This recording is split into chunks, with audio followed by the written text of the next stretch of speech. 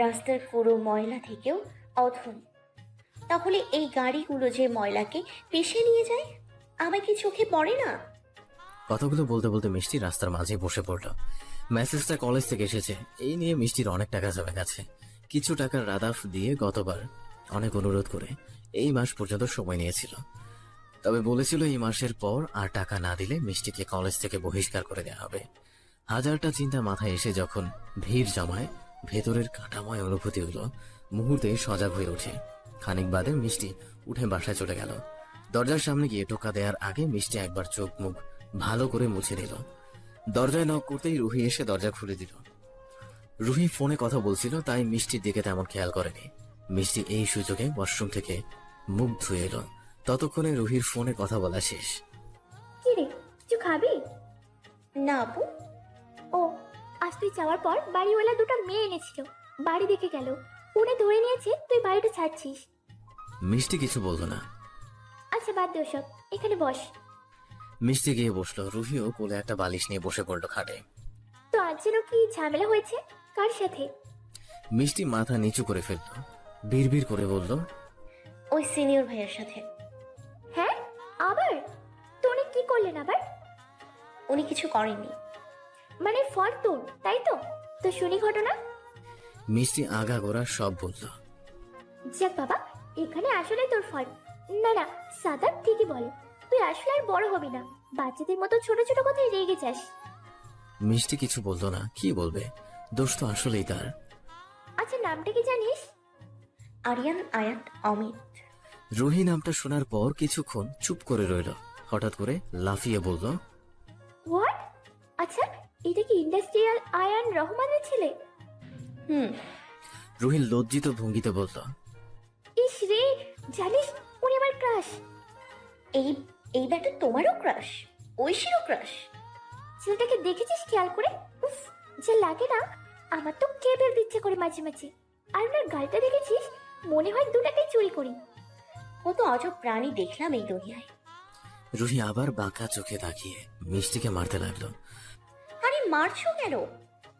বেচারার গাড়ি যে কি হাল করেছিস আল্লাহ জানে। ওই ওই ওই, তুমি আমার চিন্তা বাদ দিয়ে গাড়ির চিন্তা করছো? আমি যতদূর জানি উনি খুব ভালো মানুষ, তবে এটাও সত্য যে উনি ওনার গাড়িকে অসম্ভব পছন্দ করে। এটাকে যেহেতু তুই চোট দিয়েছিস, তোর কপালে কি আছে কে জানে। আপুই, আমার তো খুব ভয় করছে। বড়লোক মানুষ যদি আমায় তুলে নিয়ে যায়।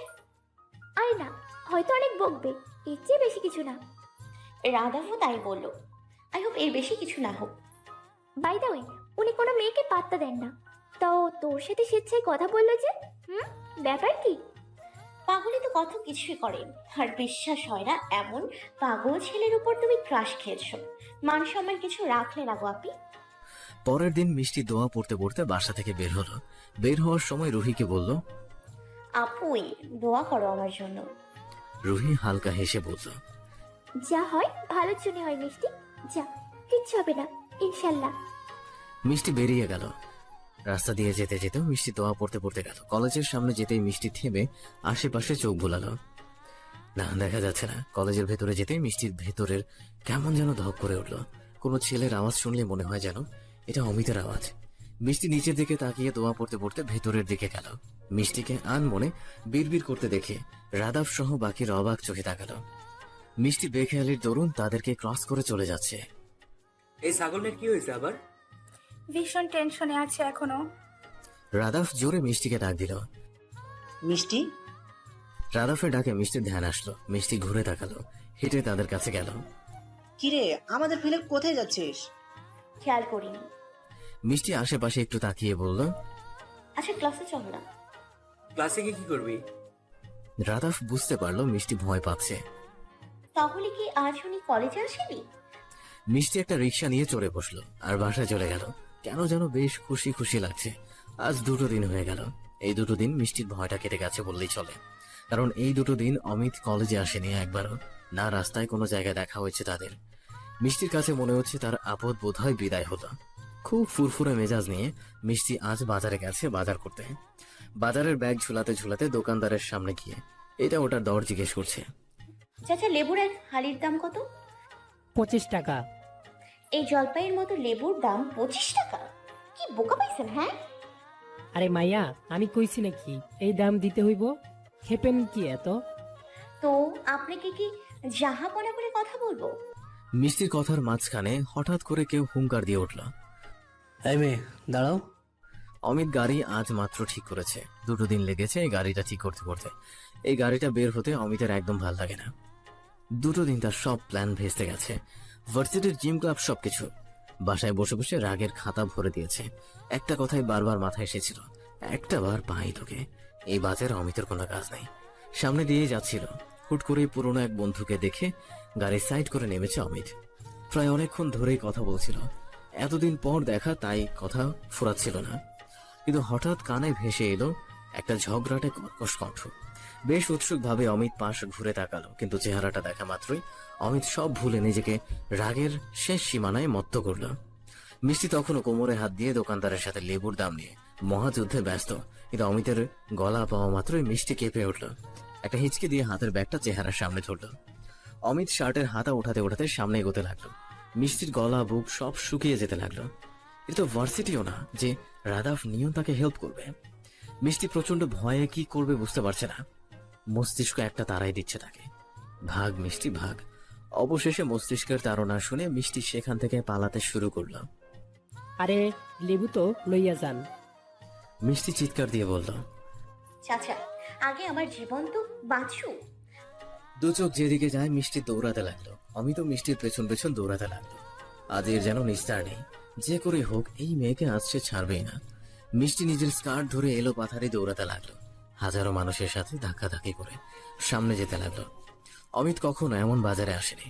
মাছের পচা দুর্গন্ধ আর এত নোংরা জায়গা দিয়ে যেতেও তার ভীষণ বেগ পেতে হচ্ছে। আর এই কারণেও মিষ্টির উপর ভারী রাগ লাগছে তার। মিষ্টিও পালানোর আপ্রাণ চেষ্টা করছে, কিন্তু ছেলে মানুষের দৌড়ের সাথে আর কতক্ষণই পেরে ওঠা যায়। এক পর্যায়ে গিয়ে অমিত মিষ্টির হাত ধরে ফেললো, দুজনেই হাঁপাচ্ছে। অনেক হয়েছে, আর না। কি ভেবেছিলি কি, হ্যাঁ? আমার ক্ষতি করে আমার হাত থেকে বেঁচে যাবে? অত সহজ না, চলো আমার সাথে। মিষ্টি পারছে না, এখানেই কান্না করে দিচ্ছে। যে লোকের দোকানের সামনে ছিল সেই লোকের দোকানের খুঁটিকে শক্ত করে চেপে ধরেছে। আমি কোথাও যাব না, ছাড়ুন। রাদাফ নিয়ন কই তোরা? মিষ্টির এমন কর্মকাণ্ডে অমিতের রাগ আরো বেড়ে গেল। অমিত জোরে একটা ধমক দিয়ে বসলো। আরে মেয়ে, এই সিনক্রেট কেন করছো? চলো বলছি। আমি যাবো না। বলেই খুঁটিটাকে আরো শক্ত করে ধরলো। আফা, আমার বাসটা ছাড়েন আফা, আমার দোকান ভাঙ্গেন না। ওই খাটাস বেটা, ওই দেখেন না সমস্যা আছে। এই মুহূর্তেও মিষ্টির এমন কর্মকাণ্ডে অমিত অবাক হয়ে তাকিয়ে রইল। পরক্ষণে বলে উঠল, তুমি কি যাবে নাকি যাবে না? যাবো না। ফাইন। বলে অমিত মিষ্টির হাত জোর করে ছাড়িয়ে কোলে তুলে নিল। অমিত এমন একটা কাজ করবে মিষ্টি ভাবতেও পারেনি। কিছুক্ষণ তাকিয়ে থেকে মিষ্টি বলল, ওই নামান, আমাকে বলছি নামান। অমিত নেমে তীক্ষ্ণ নজরে তাকিয়ে বলল, আরেকবার পেঙ্গুইনের মতো নড়াচড়া করবে তো ফেলে দিয়ে কোমর ভেঙে হাসপাতালে নিয়ে যাব। শত মানুষের সামনে অমিত মিষ্টিকে বেপরোয়া কোলে করে নিয়ে আসলো। এনে গাড়ির দরজা খুলে মিষ্টিকে ভেতরে ঠেসে দিল, সজোরে বাইরে থেকে লাগিয়ে দিল। দরজা লাগানোর শব্দে মিষ্টি কেঁপে উঠল। অপর পাশ দিয়ে দরজা খুলে অমিত ভেতরে ঢুকে গেল। বসে জোরে গাড়ি স্টার্ট দিল। ওয়াও, আপনার গাড়ি ঠিক হয়ে গেছে, কংগ্রেস। অমিত রাগী নজরে মিষ্টির দিকে তাকালো। মিষ্টি চুপ হয়ে গেল, মাথা নিচু করে আর চোখে মিষ্টি অমিতের দিকে তাকাচ্ছে। অমিতের চেহারা ভাবভঙ্গি বোঝার চেষ্টা করছে। আসলে লোকটা নিয়ে যাচ্ছে কোথায় ওকে। মিষ্টি কিছু বলতে চেয়েও থেমে যাচ্ছে, কেমন রাগী চাহনি, ভেতরটা ঝলসে যাওয়ার জন্য যথেষ্ট। মিষ্টি ঘন ঘন নিঃশ্বাস ফেলছে। একটা অপরিচিত ছেলে এভাবে সবার সামনে একটা মেয়েকে তুলে আনলো এক বিন্দু ভয় ছাড়া। বিষয়টা খুবই ভাবাচ্ছে। মিষ্টির ভাবনার ভাবান্তর ঘটিয়ে অমিত সজোরে গাড়ি থামালো। গাড়ি সজোরে ব্রেক করায় মিষ্টির সামনের দিকে ঝুঁকে গেল। মিষ্টি মাথা উঠিয়ে ভ্রু কুচকে অমিতের দিকে তাকালো। অমিত মিষ্টিকে পাশে তাকানোর জন্য ইশারা দিল। মিষ্টি পাশে তাকালো, তাকিয়ে দেখলো পুলিশ স্টেশন। মিষ্টি বড়সড় একটা ঢোক দিল। অমিত নিজের সানগ্লাস নিয়ে ফু দিয়ে চোখে পড়ে নিল। 35,000 টাকা। মিষ্টি ঘুরে অমিতের দিকে তাকালো, চোখগুলো রসগোল্লার মতো হয়ে গেছে। লোকটা বলছে কি? আমার গাড়িটা ঠিক করতে 35,000 টাকা লেগেছে। আর এর চেয়ে ভাববার বিষয়, আমার 2 দিন মাটি করে দিয়েছো তুমি। ভাবলে কি করে আমার গাড়ির এই অবস্থা করেছো আর তোমায় আমি ছেড়ে দেবো? কখনোই না। যে গাড়িটা একটা স্ক্র্যাচ লাগতে দিইনি আমি, আর তুমি? ও, ভাবতেই আমার রাগ মাথা চড়া দিয়ে উঠছে। এত কিছু বুঝি না বাবু, আমি আমার 35,000 টাকা তোমায় পরিশোধ করতে হবে অ্যাট এনি কস্ট। মানে কি? এত টাকা তো একসাথে আমি কখনো চোখেই দেখিনি। দেখুন, আমি ইচ্ছে করে কাজটা করিনি, আর এত টাকা আমার পক্ষে দেওয়া সম্ভব না। অমিত গাড়ি থেকে বেরিয়ে গিয়ে মিষ্টির সাইডের দরজাটা খুললো, হাত ধরে মিষ্টিকে বাইরে নিয়ে এলো। চলো, তুমি এভাবে মানার পাত্রী না, চলো। অমিত মিষ্টিকে টেনে স্টেশনের দিকে নিয়ে যেতে লাগলো। মিষ্টি মারাত্মক ভয় পেতে লাগলো। আরে আরে, কি করছেন? শোনেন তো। অমিত থেমে বলল, বলো বলো। বোঝার চেষ্টা করুন। যখন একটা মানুষের কাছে যখন টাকাই নেই, আপনাকে দেবে কোথা থেকে? আমার কাছে এত টাকা নেই, না কোনো জায়গা থেকে ব্যবস্থা করা পসিবল। বোঝার চেষ্টা করুন। এরপরেও না বুঝলে কি করব আমি, বলুন? আপনি কি ভাবছেন জেলে পুরে দিলে আমার কাছ থেকে টাকা পাবেন আপনি? যখন টাকাই নেই, দেবো কিভাবে? অমিত কিছুক্ষণ মিষ্টির দিকে তাকিয়ে রইল। মেয়েরা কি আসলে এত সংকট? কেন যেন বিশ্বাস করতে কষ্ট হচ্ছে অমিতের। ক্ষণিকেই গাড়িটার দিকে চোখ যেতেই অমিতের মত পাল্টে গেল। নিজ মনেই বলে উঠল, নো নো নো অমিত, তোর কলেজে আঘাত করে সে মেয়ে এত সহজে ছাড়া যাবে না। কি করি? টাকা তো আমি মাফ করবো না। আইডিয়া, ঠিক আছে। টাকা দিতে পারবে না তো? শোনো, আমার কাছে আরেকটা অপশন আছে। 35,000 টাকা, এক দিনে 1,000, মানে 35 দিন। এই 35 দিনের মধ্যে যেদিন তুমি টাকা দিতে পারবে ওই দিন মাফ, আর যেদিন টাকা দিতে পারবে না ওই দিন সকাল সকাল আমার বাসায় গিয়ে তুমি সব কাজ করে দিয়ে আসবে, মানে অ্যাজ এ কাজের বুয়া। Got it? মিষ্টি অবাকের শেষ পর্যায়ে। শেষে কিনা কাজের মেয়ে, আর যাই করুক না কেন আত্মসম্মানটা তার কাছে অনেক কিছু। বলল কি লোকটা? ওই ওই, কি বললেন আপনি? আমি আপনার বাসায় কাজ করব? কখনো না, নেভার এভার। ও রিয়েলি? তাহলে চলো ভেতরে। তুমি ভেতরে থাকবে, তুমি টাকা না দাও তোমার বন্ধু বান্ধব ঠিকই দেবে, জোগাড় করে ঠিকই দেবে। আমি শিওর টাকা উসুল হওয়া নিয়ে কথা। দেখুন, ভয় দেখাবেন না একদম। এগ্রিমেন্টে রাজি কিনা বলো, আমার এত দয়া ময়া নেই। আর যখন প্রশ্ন আমার গাড়ি, তখন তো আরোই না। মিষ্টি ভেবে পাচ্ছে না কি বলবে। আর কোনো রাস্তাও নেই মিষ্টির কাছে। অমিত ভর দিয়ে গাড়ির সামনের অংশে বসে পা ঝুলিয়ে বসলো। আরিয়া, কি করবে বলো? আচ্ছা ঠিক আছে, আমি রাজি। Good girl. অমিত পাশে তাকিয়ে দেখলো একটা বাদামওয়ালা বাদাম বিক্রি করছে। অমিত লোকটাকে বলল, মামা ফ্রেশ কাগজ আছে? হ মামা আছে। লোকটা একটা সাদা কাগজ দিল। থ্যাঙ্কস মামা, আর বাদাম দিও তো আমাকে। অমিত কাগজ নিয়ে কলম খুঁজতে লাগলো। ততক্ষণে বাদাম নিয়ে লোকটা হাজির। অমিত বাদামওয়ালা থেকে বাদাম নিয়ে মিষ্টির দিকে বাড়িয়ে দিল। ধরো। বলে অমিত গাড়ির ভেতরে যেতে লাগলো কলম খুঁজতে। এই আমার বাদাম একদম খাবে না, মোটা হয়ে যাবা, এরপর কাজ করতে পারবে না। মিষ্টি একটা ভেঙচি কাটলো, মনে মনে বলল, জন্মের খটাস একটা ফাউল কোথাকার। পারলে কুচি কুচি করে কেটে সালাদ বানিয়ে ফেলতাম। অমিত গাড়ি থেকে কলম খুঁজে নিয়ে ফিরে এলো। মিষ্টির হাতে কলমটা দিয়ে বাদামগুলো নিয়ে নিল আর পুনরায় গাড়ির আয়নার সামনে চড়ে বসলো আর মিষ্টিকে দেখিয়ে দেখিয়ে বাদাম খেতে লাগলো। এইভাবে তাকিয়ে থেকো না তো, পেট ব্যথা করবে আমার। মিষ্টি রাগে ফুঁসতে ফুঁসতে বলল, এই কাগজ আর কলম দিয়ে কি করবো আমি? এই কাগজে লেখো, আমি আমার স্বইচ্ছায় এইটা লিখিত দিচ্ছি যে আমার দ্বারা ক্ষতিপ্রাপ্ত মেরামত কর্মে ব্যয়কৃত টাকার প্রতিদিনে নির্ধারিত পরিমাণ টাকা পরিশোধ করতে না পারলে আমি তার বাড়ির সব কাজ করে দেব। মিষ্টি পারছে না, অমিতকে চিবিয়ে খাচ্ছে। এটা লিখিত কেন দিতে বলেছি তো যাবো। এই মেয়ে শোনো, তোমার উপর আমার বিন্দুমাত্র বিশ্বাস নেই, বুঝলে? এরপর কাজে ত্রুটি পেলে আমি অবশ্যই তোমাকে পুলিশে দেবো। তখন তুমি অস্বীকার করলে, হ্যাঁ, প্রমাণ তো চায় নাকি? মিষ্টি আর কিছু বললো না, রাগে গজগজ করতে করতে লিখতে শুরু করলো। অমিত ফোনটা বের করে ভিডিও করতে লাগলো। মিষ্টি বুঝতে পেরে লেখা রেখে অমিতের দিকে তাকালো। ওই ভিডিও কেন করছেন আপনি? যদি কাগজ হারিয়ে যায়? অমিত ভীষণ মজা পাচ্ছে। আসলে মিষ্টি যে যাবে এটা খুব ভালো করে বুঝতে পেরেছে। এগুলো তো মিষ্টিকে একটু জ্বালানোর জন্য। মিষ্টির লেখা শেষ করা মাত্র কাগজ বাড়িয়ে দিল অমিতের দিকে। নিন, হয়েছে আপনার শান্তি? অমিত লেখার দিকে একবার চোখ বুলিয়ে বলল, নাইস হ্যান্ড রাইটিং। বলেই হাতে ভর করে লাফ দিয়ে নেমে গেল। বাদামের প্যাকেটটা মিষ্টির হাতে দিয়ে বলল, আমি এত নির্দয় না, বুঝলে? এখানে দুটো বাদাম আছে, খেয়ে নিও। যেই বাটকাটের মতো শরীর, কাজ করতেও তো এনার্জি লাগবে, তাই না? খেয়ে নাও, বাই। গাড়িতে উঠে উকি দিয়ে বলল, ভেবো না তোমায় লিফট দেবো, নেভার, পায়ে হেঁটে যাও। বলেই গাড়ি থেকে স্টার্ট দিয়ে চলে গেল। মিষ্টির রাগে গা রেডি করছে। দাঁড়িয়ে দাঁড়িয়ে বাদামের প্যাকেটটাকে মোচড়াতে লাগলো। অমিত চলে যাওয়ার সাথে হাত উপরে উঠালো কাগজটা অমিতের গাড়ির দিকে ছুড়ে ফেলতে। পরক্ষণে নিজেই বলতে লাগলো, না, মিষ্টি অনেক হয়েছে এই ছোড়াছুড়ি, আর না। এবার শিক্ষা হওয়া উচিত।